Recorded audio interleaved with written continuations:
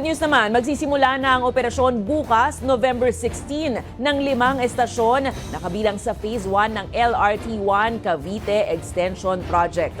Personal na nasubukan ng Pangulong Ferdinand Marcos Jr. ang mas mabilis na biyahe. Alamin yan sa Balitang A to Z ni Ace Cruz.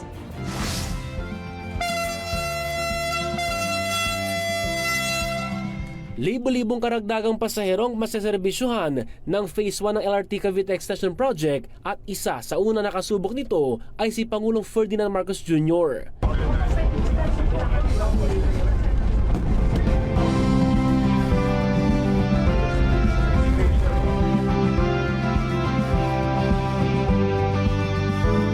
Nasa likuran ko ang unang train ng LRT1 na umalis dito sa Dr. Santos Station sa Parañaque matapos nga pangunahan ni Pangulong Ferdinand Marcos ang pagbubukas ng istasyon nito na kabilang sa extension ng Cavite LRT1.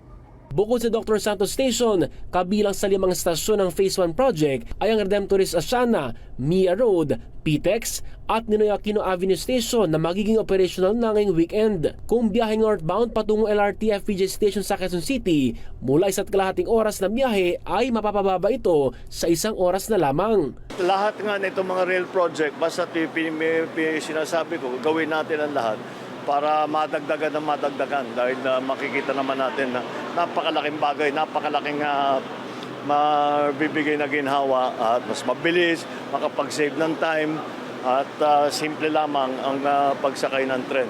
Nasanay na rin naman ang mga commuter natin kaya subukan nila itong bagong linya.